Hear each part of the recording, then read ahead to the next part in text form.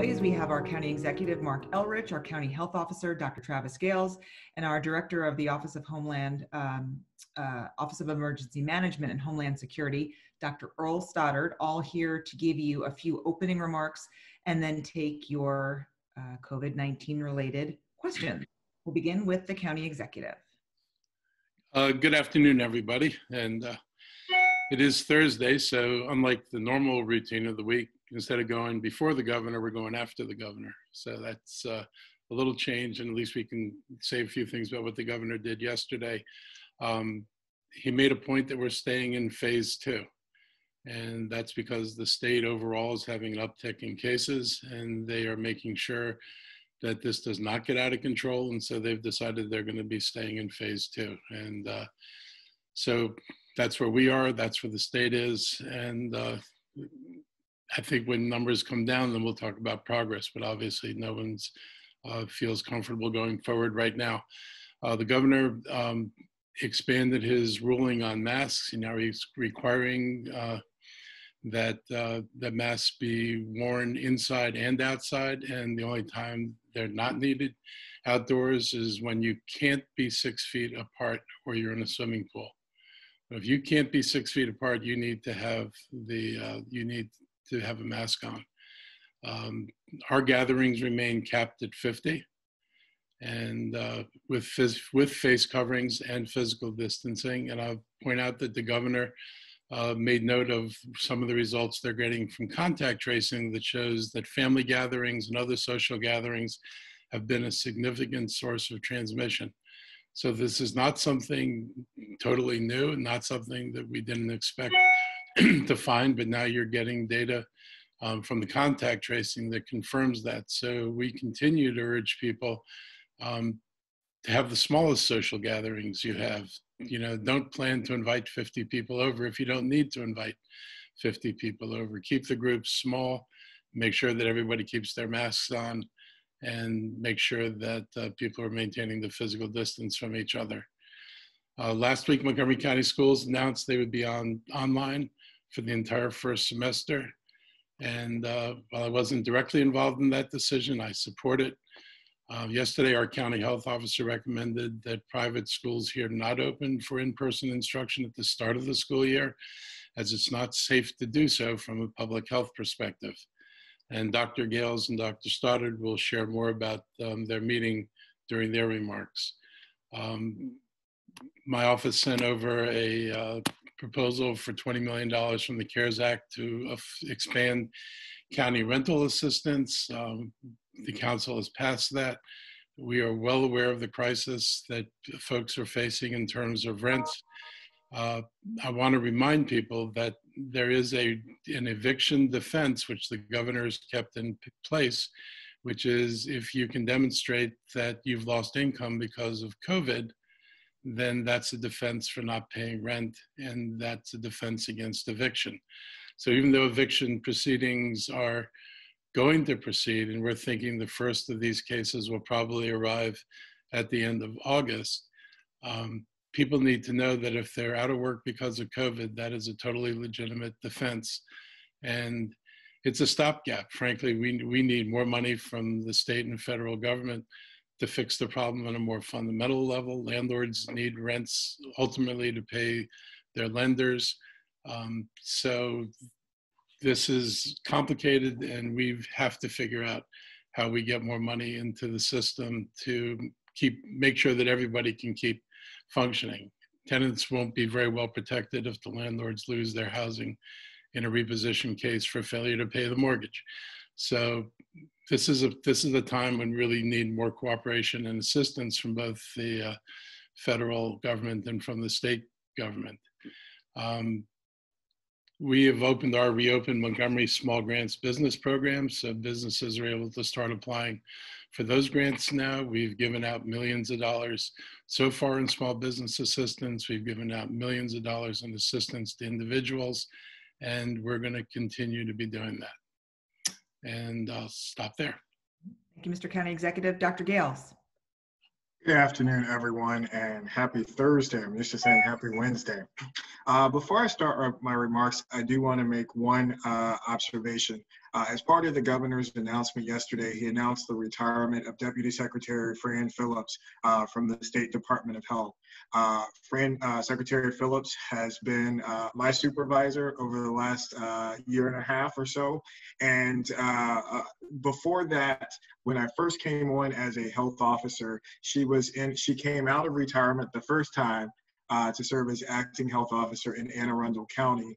And one of the things that I did when I came on was reach out to health officers in other areas to learn from them and to see how they did things and to get their expertise. And she was one of those individuals who invited me over. We spent the day with her team going over how they work and what health officers should do and how they should function, whether it's the day-to-day role working with the state or balancing the nuances with the local jurisdiction elected officials.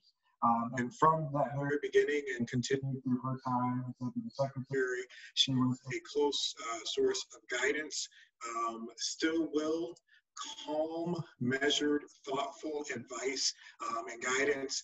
And I just want to say personally, thank you, Fran, for your efforts for me as a supervisor, but then also the tremendous work and time that you have put in helping guide the state's response. And I'm confident at every turn that she represented the perspectives from the public health perspective to the governor to the fullest. So thank you, Fran. I hope you enjoy your retirement. And even though I very much enjoy working with you, I hope you stick to it this time and enjoy the fruits of your labors. All right, now to pivot to where we are, as the county executive mentioned. So the state has seen an increase in numbers. That's it. I mean, there's no sugarcoating it, wordsmithing it, or twisting it around. We are at a point, the governor talked about it yesterday, being in a fork in the road. Some of us would argue that we've actually already gone down a path that is moving towards seeing increased numbers. And as a result, you've seen a number of jurisdictions take more restrictive actions. And we actually are reviewing our internal policies to see if there's anything we need to tweak or further adjust in terms of rolling back any provisions to keep our residents safe. Now, we will continue to monitor those, and as we move through those, we will announce those accordingly to the public. But I also want to make sure that people understand. So 3 weeks ago or so, we were talking about, the question was, when are we moving to phase 3? When are we moving to phase 3? Well, our realities have changed. And I know a lot of people continue to write in requesting other things be added and additional provisions be made. Right now, I want to emphasize to folks at home that even though it may not be your day-to-day reality in terms of being impacted by COVID-19, we're looking at the numbers across all of the residents of the county, across all of our zip codes, and looking at other jurisdictions within the state, the National Capital Region, and how we interface with other parts of the country. The numbers are going up. And so we need to make sure that we remain vigilant. We continue to wear our face coverings. We continue to practice the guidelines that we've put in place. And if those, once those numbers change, we can have more substantial conversations about reopening provisions and certain practices. I want to, and I would be remiss, I will stop and give room for questions, but in watching the funeral services of Congressman John Lewis this morning, I am reminded that there are many principles that are political. There's lots of things that we argue back and forth from a political perspective, but there are certain ones that should never be political, and we should follow them by looking at facts, data, and evidence, and health is one of those. And I want to just remind folks at home, there are decisions that we may make that you may not be happy with or may impact you in a way that's not beneficial. But we make these decisions, tough decisions, looking at the full constellation of the data and evidence that we have available. And we have to make decisions for all of the residents of the county, not one particular group, not one particular zip code, or not one particular part of society. So rest assured, our goal is always to keep our residents safe from a nonpartisan, apolitical manner. So thank you for your patience, and thank you for your continued adherence to the policies and the things that we've asked you to do to stay safe. Thank you. Thank you, Dr. Gales. Dr. Stoddard. Good afternoon. I have a few points before we get to questions. First off, personal protective equipment, we continue to do our distributions. We had done about a month-long distribution at the beginning of July, and so we had taken a couple of weeks to sort of reassess our pool of PPE, acquire more PPE, and before we continue along with our distribution mechanisms began again this week. One key message we do want to get out there, though, is we are creating the expectation that those organizations that really struggled with PPE in the beginning of the year, particularly our nursing homes, assisted living facilities, childcare providers, really ought to be stocking up in the same way that the county is. The county is meant to be a backstop to providing, organizations who, for reasons that they could not control, couldn't access PPE. But right now, PPE is readily available, and we're expecting that our partners not be looking at the county necessarily as their first line of acquisition of PPE. They should be attempting to acquire and stockpile their own supplies, both for now and into the future, and looking to the county as a resource of last resort, as opposed to the first place you go for all of your PPE needs. We're trying to make sure we have a stockpile that will last us into beyond COVID-19 as well. And so we continue to do that. We work with our Board of Elections. Obviously, that's a big concern for us in November. We're making sure that we do planning to allow for election sites to be safe. Our Board of Elections is concerned that we're going to have as few as 1/3 of the normal number of election judges that we would normally have, given the number of people who have basically described that they're either for health concerns or other concerns not willing to be electing judges this year. That's a huge challenge for us, as is things like plexiglass and other accommodations to the sites to make them safer. We're working through all those issues. We'll likely have more to say about that as the summer goes on, but that is an area of active planning that we're engaged in right now. We had talked with both council and with you all about the testing expansion that we're working through. We did recruit volunteers from within county government and have thus far provided more than 120 volunteers to the Department of Health and Human Services from other places in county government to help support those testing efforts. That does not include 25 or so additional staff for the call center that will support those efforts as well. And so we're continuing to recruit additional support for those clinics, but obviously that's a substantial increase in the available resourcing for the scheduling of those clinics moving forward already. In addition, we, as it relates to enforcement education, we have added additional inspectors to the team for enforcement from other organizations. We also have, you likely saw a release that we sent out earlier this week from our Department of Permitting Services with regard to construction site enforcement that we will be doing more aggressively moving forward. We have seen a lot of construction sites that have been operating in manners not consistent with good public health practice. We're concerned about those frontline workers, many of them from our populations of color, our Latino community particularly as well. And obviously we do not want them to be in unsafe work conditions on those job sites. And so we're going to be doing some additional enforcement in those areas as well. One area that we've heard a lot of talk about this week is live performances. This is actually in the state order, this governor's order. Live performances, any live performance with an audience, and really the definition around the audience has been challenging from an attorney perspective, because we struggle with defining exactly what an audience is. If you have a performance where people are sitting there eating their dinner, is that the same as an audience that comes to see a live event? And that's sort of where we've struggled with the enforcement piece, particularly as the understanding has been that the real intention of that order was to allow for live performances that were broadcast over Zoom or other digital media, but not to allow for concerts or other performances where people would be gathered. And so obviously we're doing some additional education with our breweries and other places, but in short, if there are people listening to a live performance, it's generally against the state order, with a few exceptions or sort of caveats that we're working through individually with different venues. The last thing I do want to highlight is we did have our Community Recovery Advisory Group meeting on Tuesday night.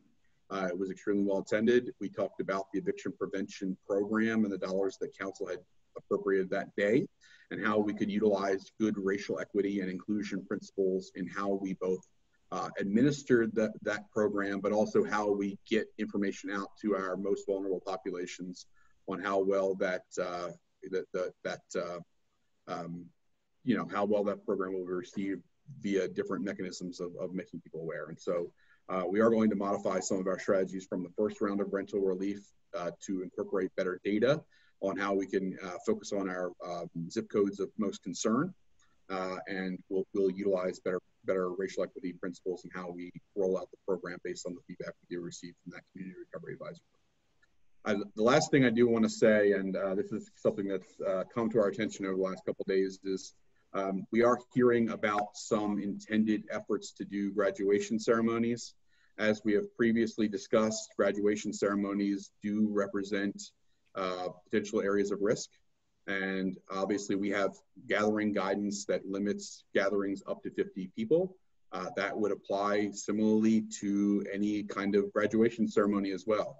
And so just to be very clear about that, and obviously if we find cases where there are those intending to do things beyond that, we will have conversations with them, because obviously that is not in harmony with the practice of good public health measures. And I'll stop there.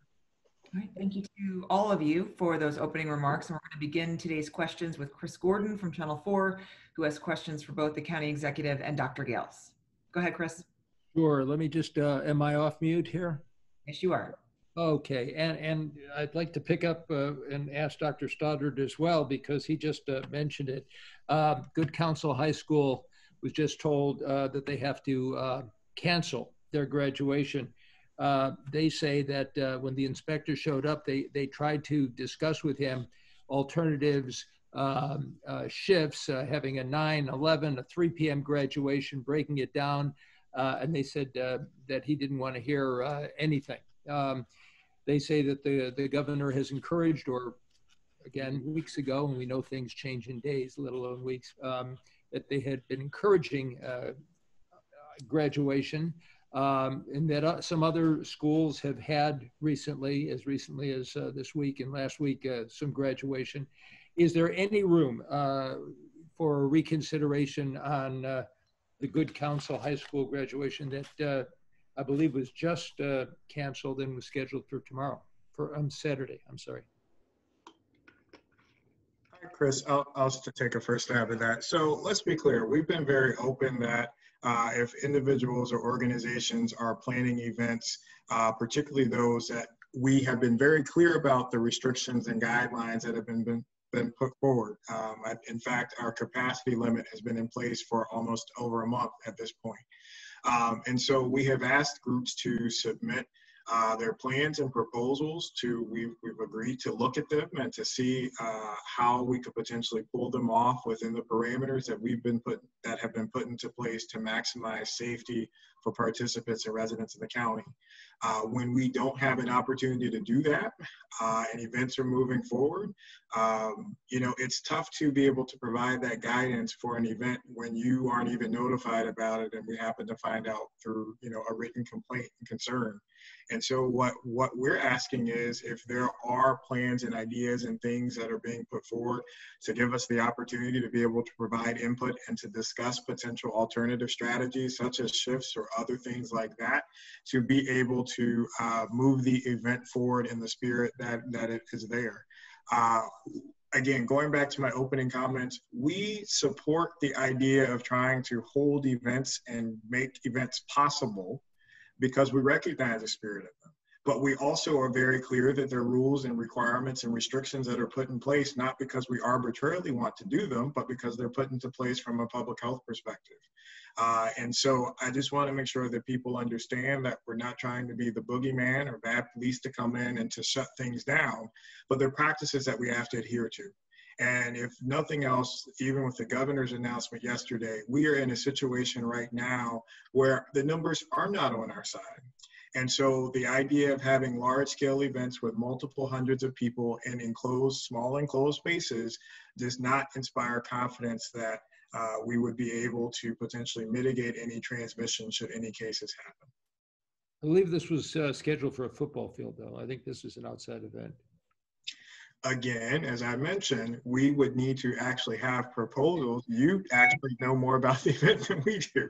So again, that's the challenge, where we've been very clear for weeks now that we are open to working with agencies and groups to be able to try to stand up and successfully move forward events that support the spirit of the event as well as are consistent with the safety guidelines, not only proposed here on a local jurisdiction, but also are respective and consistent with the guidelines put forward by the governor's office.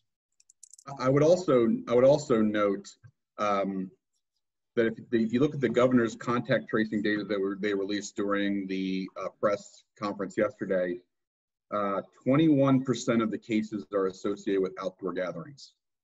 And so just because a gathering is outdoors does not make it automatically safe. And that's sort of why we have a restriction of total gathering size that is not shared around the state. And we firmly believe that's one of the reasons why our cases have not been as high as other jurisdictions in the state over recent days. And so I think that should be pretty clear that outdoor gatherings still pose a significant risk, as do large gatherings. Okay. Thank you. Shanikia with WDVM has a question about cases.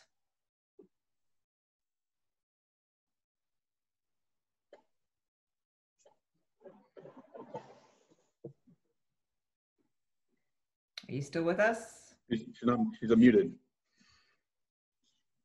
Mm-hmm. There we go. All right, I'm unmuted. Thank you. This question is for Dr. Gales. I'm pretty sure you're about tired of hearing about phase 3, but I have to ask, what exactly has to happen? What do you need to see in order for us to get there? Well, we've been very consistent, again, going back to, I think it's been 3.5, 4 weeks. We've been hanging out in the phase 2 for a while.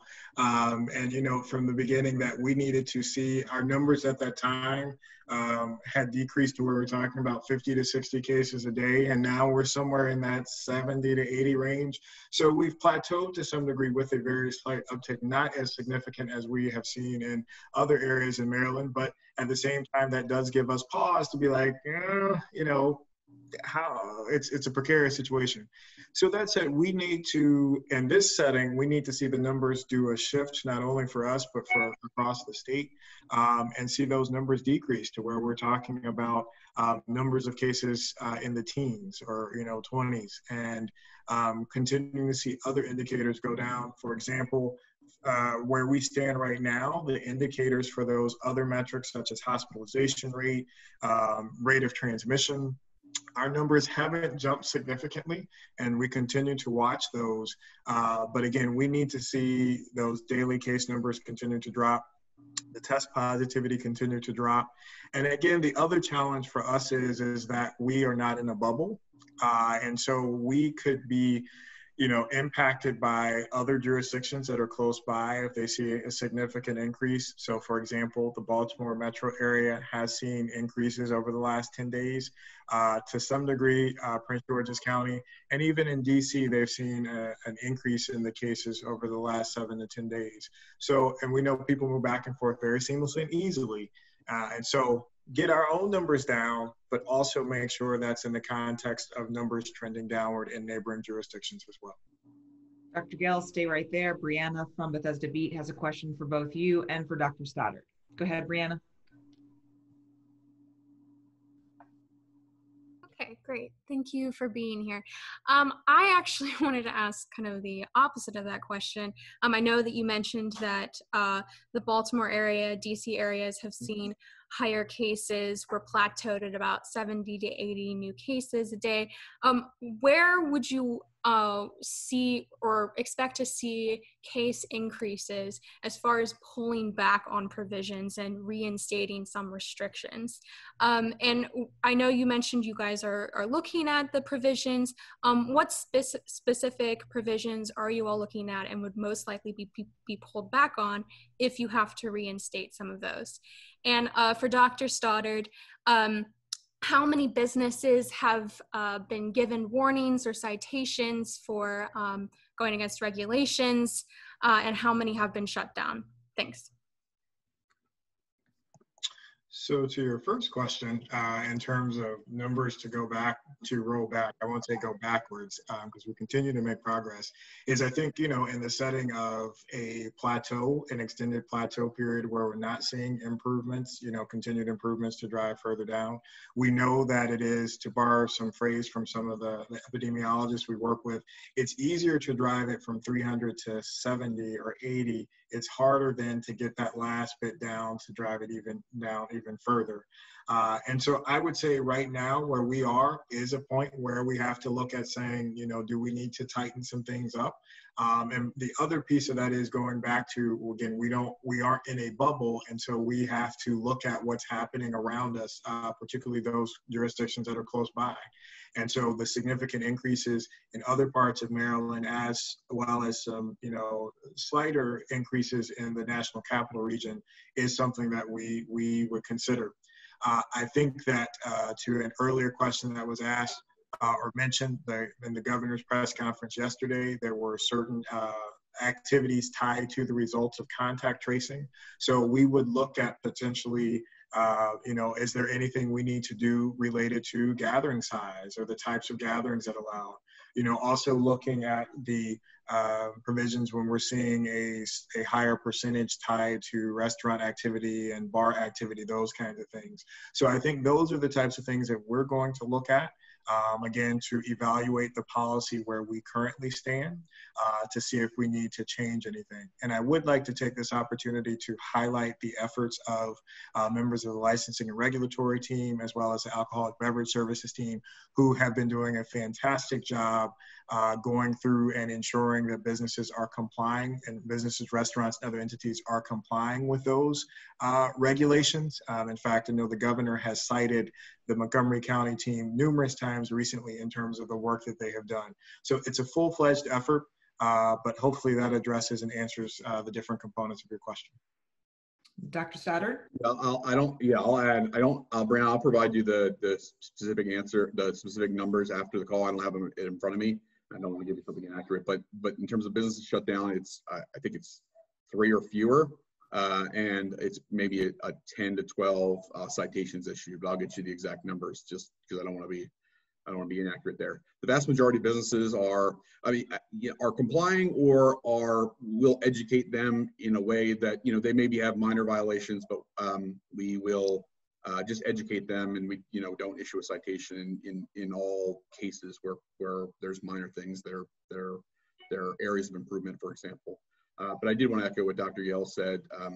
The L&R team within HHS, the alcohol beverage services inspectors, and additionally the Department of Housing and Community Affairs, certainly early on with the Ambassador Program, and now Department of Permitting Services with construction sites particularly, have done incredibly good work. And I also want to credit the Montgomery County Police Department because they've been involved in the back end of enforcement as well. When we've had to take those few actions where we've shut down locations, they've been at great assistance as well. The vast majority of businesses are following the rules. Where we have seen problems, it is often in certain kinds of arenas, particularly because we're largely complaint driven. The education side is more proactive than the enforcement in terms of where we can be. We can't be everywhere in the county, and that's part of the challenge that we face. But those inspectors are working really, really hard and really, really long hours to try and be in as many places as they can be to answer questions and address concerns where they pop up. But I will provide you the data as a whole. Thank you to all the reporters who have joined us and to our speakers today. We will next see you, barring anything unforeseen, we will next see you in August, and that will be month 5 of us joining you each week to make these subject matter experts in their various fields available for you to answer the COVID-19 questions that you may have and to share those with your communities, your audiences. And we appreciate you being here each week. We'll see you once again next Wednesday for our weekly briefing. Thanks so much.